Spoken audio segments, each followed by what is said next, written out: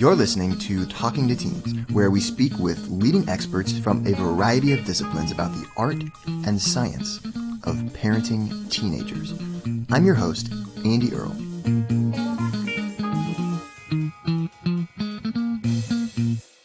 We're here today with Ulrich Boser, the author of The Leap, about the science of trust and about what leads us to trust other people, what we can do to rebuild trust once it's been broken, and how trust is really a foundation of the culture. So I'm really interested to talk to him about how a family can build a strong, positive, trusting culture. He's also the author of the fantastic book, Learn Better, which is all about the science of how people learn. He goes in depth into what separates the amazing learners from the not so great learners and some specific strategies that anyone can learn and anyone can implement that can dramatically improve your success as a learner. Really interested to look at how you can start to share these strategies with your teenager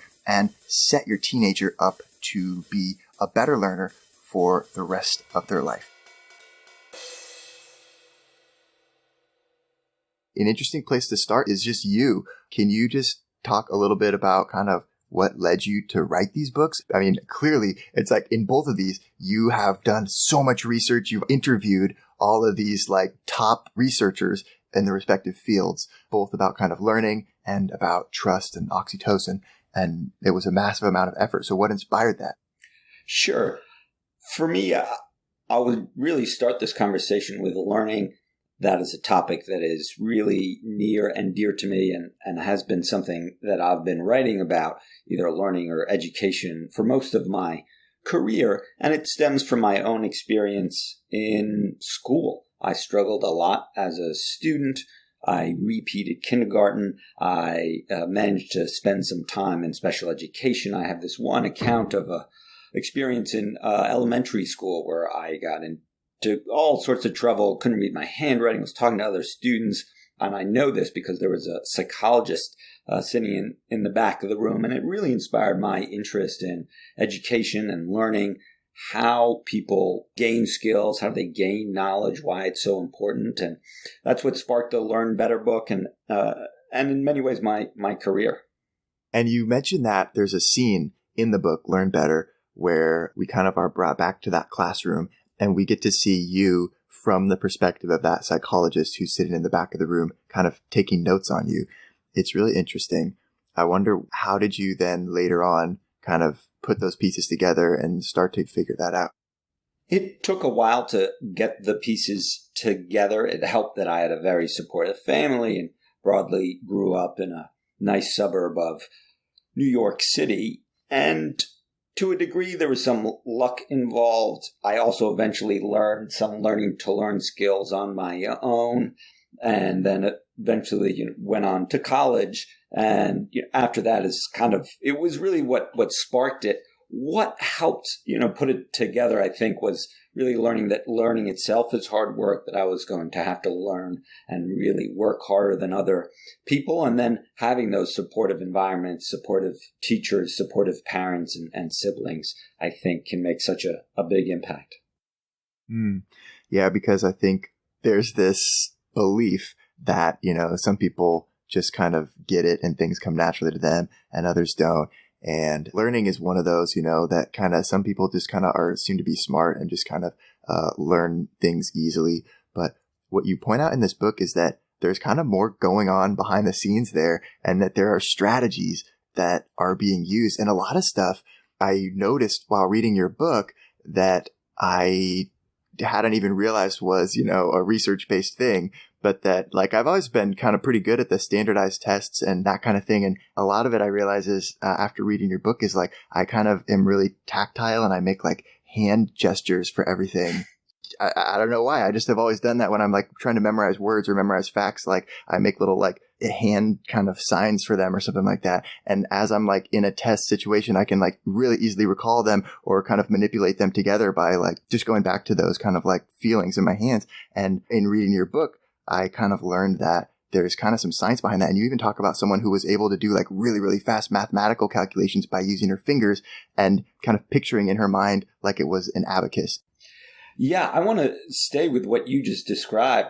It's, I think, really powerful and gives us all sorts of really interesting things to talk about.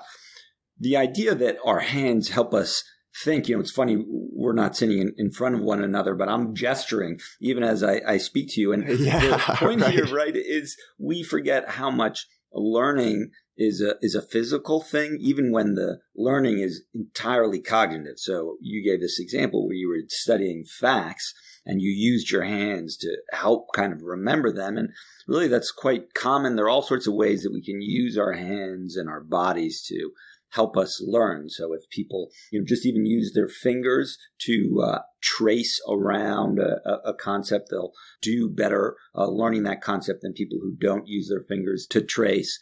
I think this also gets to this very, I think, really important idea, especially when it comes to teenagers, is that we have this idea that our thinking and our feelings are separate, that our bodies are all about kind of passion and then maybe even hormones. And then the other side, there's, thinking and rational thought, and that rational thought is sort of cool and collected. But it turns out that they are deeply intertwined. And that's why you can, offload thoughts onto your hands and really vice versa, that your hands can help you think in more effective ways. And it strikes me just in reading that we tend to kind of want people to be normal or to conform, or it might seem like a little odd to be kind of like over there in the corner, like frantically doing things with your fingers. But if that works for you and that's your learning style, maybe that's good, or that's something that you should explore. I think we like to think of like, being so good that you don't need the tricks or something like that. I guess I always had this kind of impression that, needing to do it on your fingers meant you kind of aren't that good at it or something like that, right? But I like the way that you put it in your book, which is that if it's a strategy that helps you, then there's nothing wrong with that. Yeah, I think everyone uses strategies. I think we have this idea that, some people are just so smart, but even the people, and you look at accounts of people who had special gifts, someone like Einstein, they also struggled. I think it's really important to remember the bell curve, which we all sort of saw in science. In other words, what's important about that in terms of intelligence is that 90% of us basically have the same thing. So we're all using strategies to one degree or another. And these strategies, we can have strategies that we're just using informally, and we may have just come to them from conventional wisdom, or we've just heard about them, or we can look at the research and see what strategies really work, and that's really the point of this book.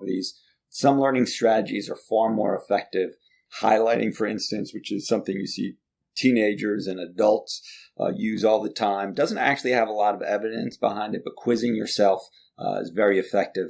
Learning styles, the idea that some people are tactical learners and some people are visual learners, doesn't actually have a lot of evidence to it. I'm happy to talk about that a little bit more. Some people feel really strongly about it, and I'm happy to run down that. But more broadly, we have strategies for learning, and there are some strategies that are far more effective, whether it's goal setting or using analogies.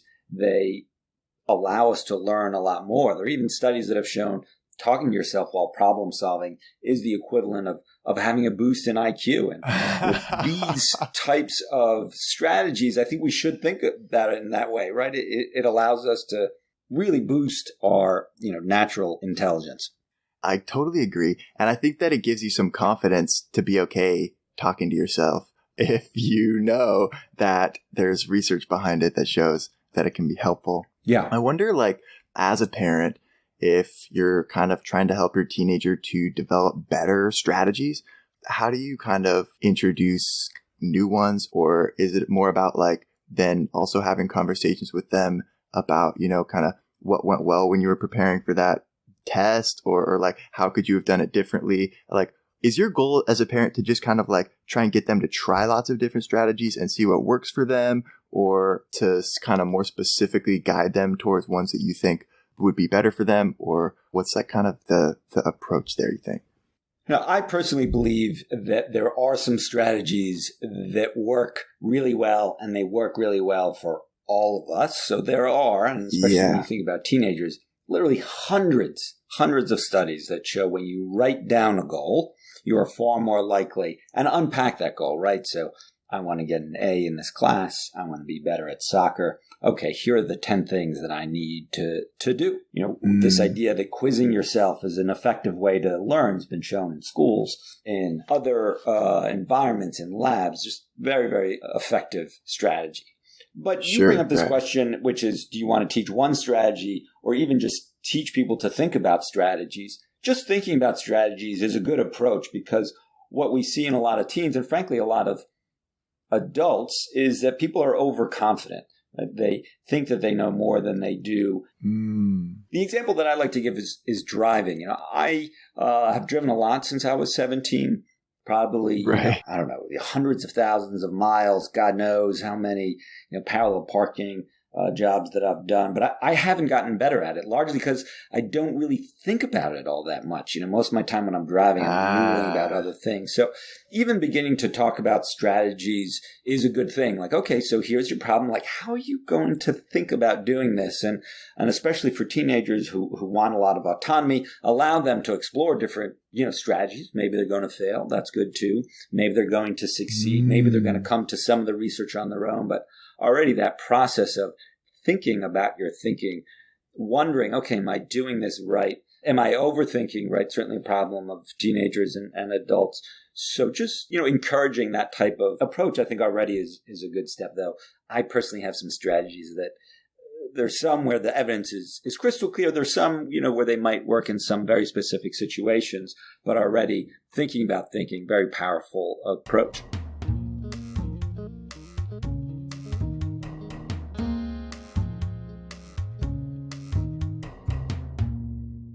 So you mentioned quizzing a couple of times as one of the big ones.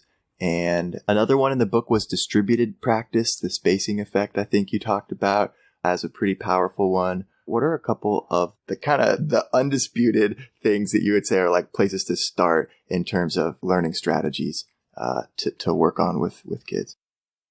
We've covered one of them, this idea of quizzing yourself. And really what's important about the quizzing yourself is that you're generating the information. And we can use this in all sorts of ways. So now with my spouse and also with my kids and students and people also who I manage, I ask them to engage and repeat back. So you gave me some instructions about how to engage in this podcast. If I really wanted to learn it, one thing that I could do is just repeat it back to you, not rereading the notes, right, which is more passive, but really engage in that type of more generative form of practice. And quizzing yourself, putting yourself on a stage, is one way to do that.